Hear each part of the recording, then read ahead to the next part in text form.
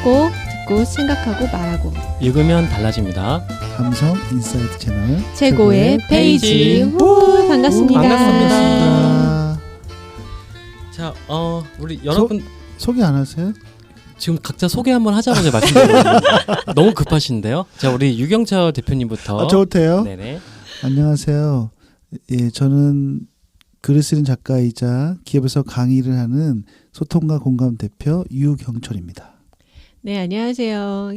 기업에서 강의와 그리고 심리상담으로 활동하고 있는 마음통연구소 소장 백선웅입니다. 네, 오랜만에 뵙습니다. 기업에서 강의와 컨설팅을 하고 있는 이병훈 소장입니다. 만나서 반갑습니다. 네, 반갑습니다. 네, 반갑습니다. 예, 자, 오늘 함께 이야기 나눌 책이 또 정해졌는데요. 어떤 책이죠? 아들러의 인간이해입니다. 네, 아들러의 인간 이해 책에 대해서 또 함께 좀 이야기를 나눠볼 거고요. 책에 대한 내용을 설명하기 전에 우선 저자 소개를 올리고 나서 네. 책에 대한 설명을 같이 좀 네, 하도록 그러시죠. 하겠습니다. 네. 알프레드 아들러는 그 게임 심리학자의 창시자이며 프로이트, 융과 더불어 3대 심층 심리학자 중 한 사람으로 손꼽힌다. 저는 사실 이 아들러라는 사람을 언제 처음 접했냐면 제 앞에 계시는 그 유경철 대표님이 제가 회사에서 교육 담당자일 때 제가 저희 회사로 강의를 모셨었거든요. 그때 MBTI 강의가 제 첫 강의였는데 제가 만났던 첫 강의였는데 항상 MBTI 서두에 그 심리학자 프로이트, 융, 아들러를 언급하셨거든요. 맞아요. 네. 저 그때 사실 처음 들었어요. 아들러. 네. 참 잘 모르죠. 네. 그렇죠. 네. 아무튼 그 3대 심층 심리학자 중 한 사람이 이 아들러시고요. 1870년 빈에서 유복한 가정에서 출생했다고 합니다. 또 이분은 유태인이시고요. 네.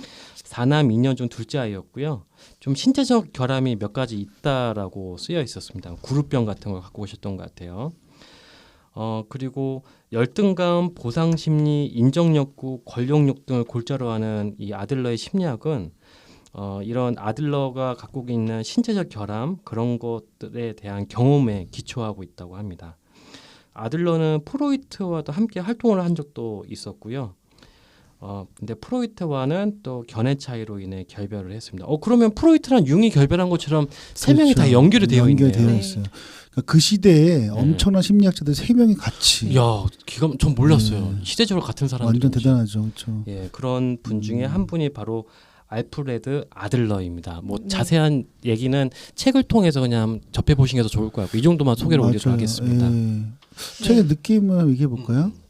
예, 이 책 저부터 좀 말씀을 네, 드릴게요. 네. 이 책 제목이 인간 이해거든요. 그러니까 사람에 대한 이해가 수반된 책이라고 보시면 되세요. 그래서 전반부는 인간의 열등감과 우월성이 어떻게 형성되었고 그 후반부에는 성격의 형성이 어떻게 형성이 되는지에 대해서 쓰여진 책이라고 보시면 됩니다. 그래서 책을 읽으실 때는요. 방법을 좀 말씀을 드리면요.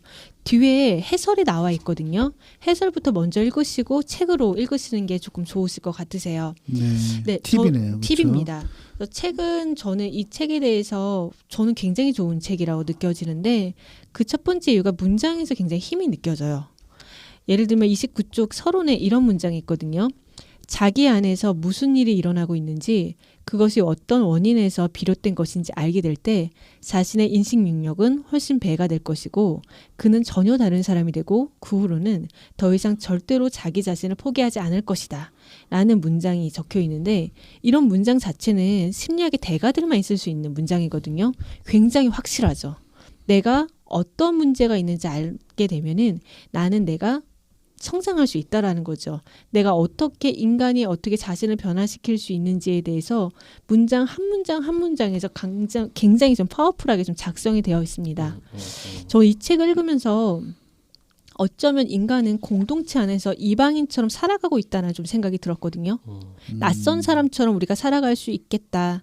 살아온 삶의 방식도 다르고 태도도 다르고 그 상황도 다른 이런 삶을 살아가면서 우리가 인간 안에서 힘들어하는 거는 어찌 보면은 서로에 대한 이해 부족으로 인해서 서로 간의 교류로 서툰 사람들이 있기 때문에 이렇게 힘들고 아픔을 겪어갈 수 있는 것 같다라는 생각이 들면서 우리가 인간을 진심으로 이해하고 싶어 한다면 사람들에게 좀 자기 자신에 대한 감정이입도 하고 그 인간에 대한 가치와 중요성도 깨닫는다면 우리가 사람을 허투루 대할 수는 없겠구나 하면서 인간에 대한 겸손함을 좀 배웠던 책입니다.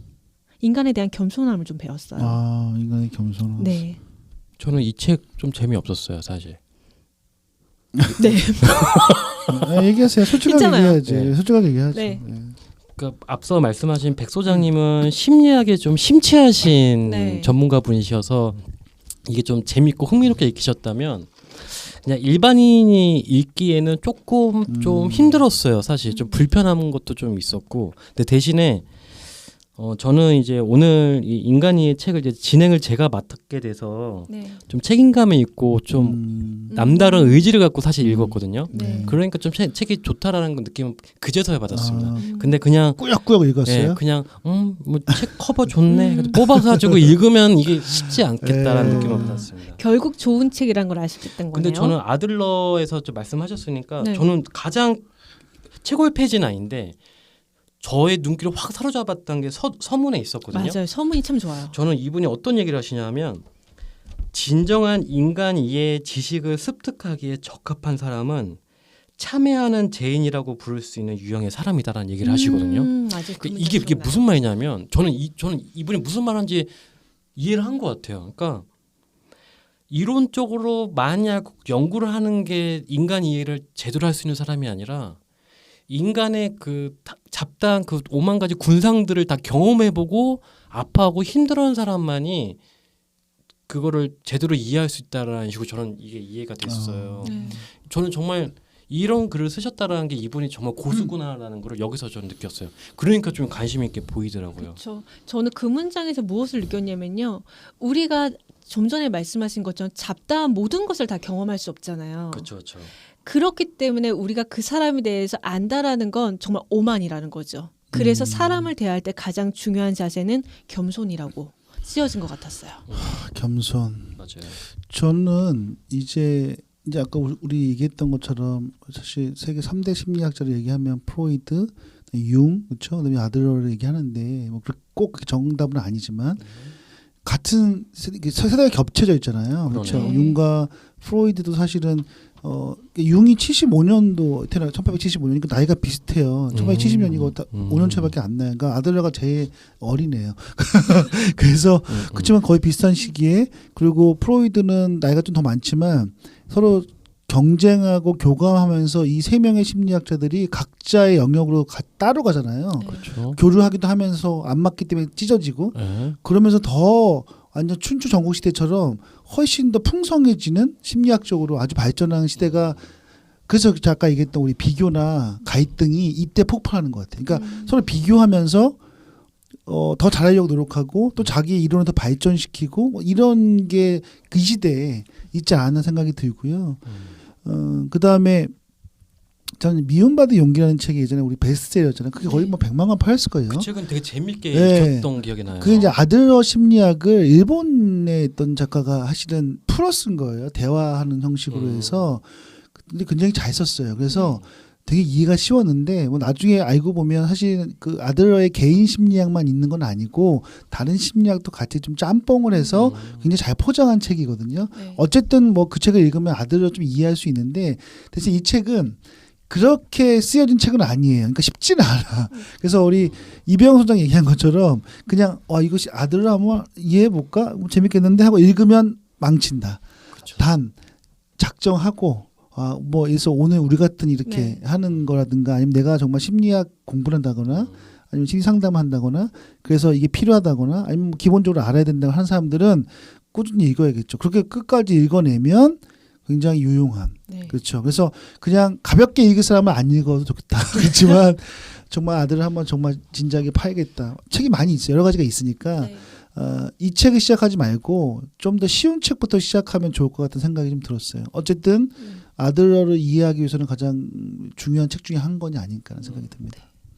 팁을 좀 말씀을 드리면 이 책을 읽으실 때 아들러의 그 미움받을 용기 먼저 읽으시고 아들러의 인간이에 그 다음 읽으시고 다시 미움받을 용기를 다시 읽으셔야 되세요. 그러면은 미움받을 용기에 대한 내용이 조금 더 이해가 가지 않을까 싶습니다. 아 그렇군요. 아 그렇게 다 읽을 시간만 있으면 핑계인가요? 저희 요즘 시간 많잖아요. 읽을 책이 너무 많아. 좋습니다. 최고의 페이지인가요? 네. 자, 최고 페이지는 어떤 분이 먼저 소개해 주시겠어요? 네. 제가 먼저 일단 앞부분에 있는 건데 변화에 대한 얘기예요. 지금 읽어드릴게요. 인간에게 가장 힘든 일은 자신을 정확하게 인식하고 자신을 변화시키는 일일지도 모른다. 한 사람을 변화시킨다는 것은 간단한 과정이 아니다. 그것은 신중함과 인내심을 요구한다. 그리고 무엇보다 개인적 허영심을 버려야 한다. 우리가 변화시켜야 할 어떤 개인이 다른 사람의 허영심을 위한 대상이 되어줄 이유는 없기 때문이다. 변화 과정은 변화되어야 할 대상이 스스로를 수긍할 수 있는 방법으로 진행되어야만 한다. 그것은 아무리 맛있는 음식이라도 기분에 거슬리게 제공된다면 거부될 수밖에 없다는 사실처럼 자명한 일이다. 네, 여기까지입니다. 네. 변화에 대한 이야기인데요. 저는 그냥 이 문구가 뭐 아들러 심리학을 연관해서 생각하기보다는 그냥 이 자체가 굉장히 중요하다고 생각을 했어요. 왜냐하면 사람들은 타인을 변화하기 쉽다고 생각하는 분도 있는 것 같아요. 근데 그게 오만이라는 거죠. 왜냐하면 스스로 변화하지 않는 한 절대로 타인에 의해서 변하는 건 아주 어렵습니다. 우리가 그 부분을 인정하지 않기 때문에 갈등하고 싸우고 힘든 거라고 생각이 들어요. 진정한 변화는 사실 그 사람한테 오게 해야 되는데 내가 그 사람을 변하게 하려면 너 이렇게 하지마 저렇게 해 라고 얘기하기보다는 그것을 할 수 있도록 모티베이션만 동기부여만 할 수 있는 어떤 것들을 찾아야 된다는 거죠. 부부간의 관계도 마찬가지. 보시면 물론 그렇게 변화에 직설적으로 얘기해서 변화하는 분도 있지만 내가 어떤 신념이나 가치관이 명확한 분이라면 내가 다른 사람이 그게 싫어서 변화 포인트를 주더라도 절대 변하지 않습니다. 그렇기 때문에 만약에 이게 두 명을 위해서 변화의 포인트라고 생각한다면 지적질보다는 그것을 변화해서 우리에게 어떤 장점이 올지를 계속적으로 설득하는 작업. 그것을 우회적으로 그래서 본인이 느껴서 변화할 수 있는 게 되게 중요해요. 그런 의미에서 제가 이 아들러가 얘기한 게 사람들은 욕심이 있다는 난 쟤 변화시킬 수 있어. 나 뭐 아이도 마찬가지고 자식들이면 나 쟤 변화시킬 수 있어. 선생님이면 애들 그렇죠? 뭐 지인이면 친구면 친구. 그러니까 이러한 허영심이 결국은 서로의 관계를 더 안 좋게 만드는 거죠. 그래서 저는 그 자신을 제외하고는 그 누구도 그 사람을 변화시킬 수 없다고 생각이 들어요.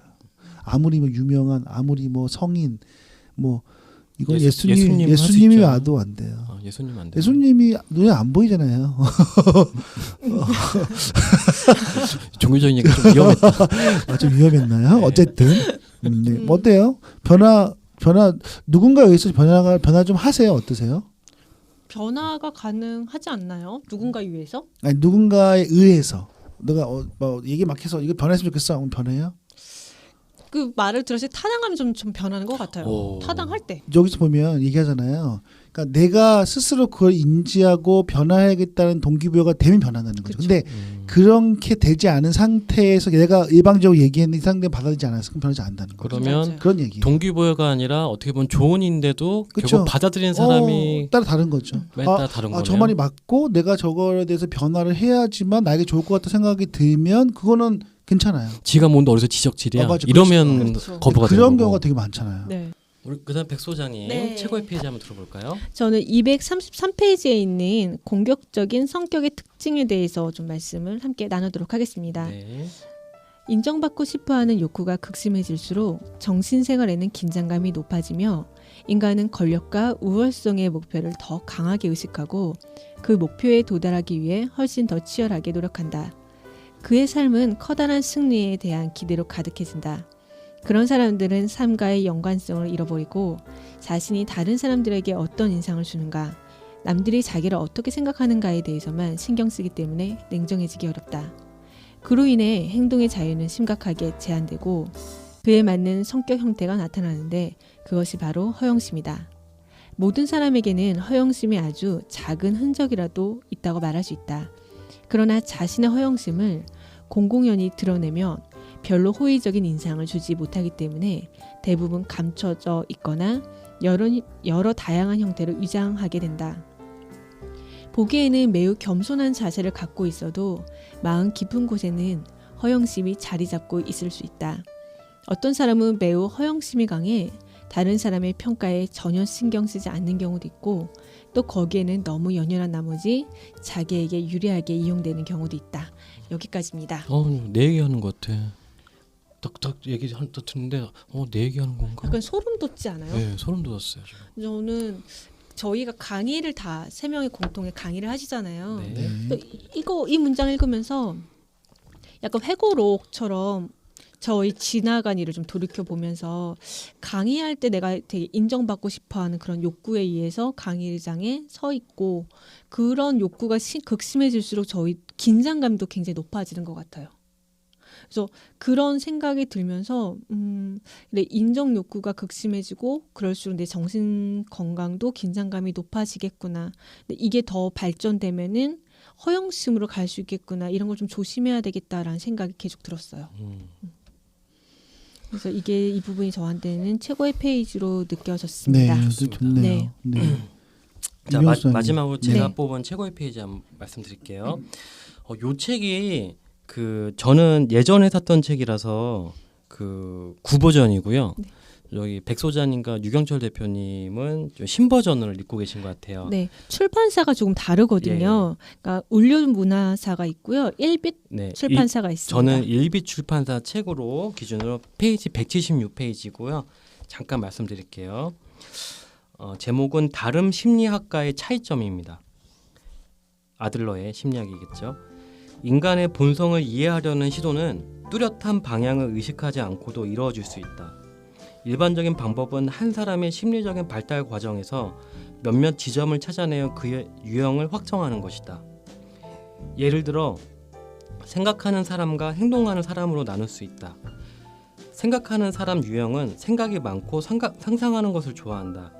이들은 현실을 멀리하기 때문에 행동하게 만드는 것이 어렵다. 행동하는 유형은 심사숙고나 상상을 잘하지 않으며 바쁘게 일하며 삶의 문제에 직접 접근한다. 이런 타입들은 실제로 있다. 그러나 이런 심리학적 견해에 동의한다면 우리는 더 이상 연구할 것이 없다. 우리는 좀 더 나아가 어떻게 이런 것이 생기게 되었는지, 그것은 꼭 그렇게 되었어야만 하는지, 아니면 피하거나 완화시킬 수는 없었는지에 대해서 명확한 개념을 정립하고자 한다. 개인 심리학은 다양한 심리적 표현이 나타나는 유아기 때 정신이 어떻게 발달하는지에 관심을 쏟는다. 개인 심리학은 이런 심리적 표현들이 함께 작용하건 아니면 개별적으로 작용하건 공동체 감과 권력욕에 의해 채색된다는 것을 사실을 확인하였다. 이렇게 했습니다. 그러니까 저는 이걸 뽑은 이유가 이 책이 상당히 어렵거든요. 그리고 좀 같은 내용의 반복이 좀 된다는 느낌을 받아서 특히 그 공동체 감과 권력욕에 대한 것들을 아이가 태어났을 때부터의 그거를 계속해서 반복하면서 설명을 하고 계시거든요. 근데 제가 요 내용을 뽑은 이유는 그런 앞단에 있는 내용들을 정리한 느낌을 좀 받았고요.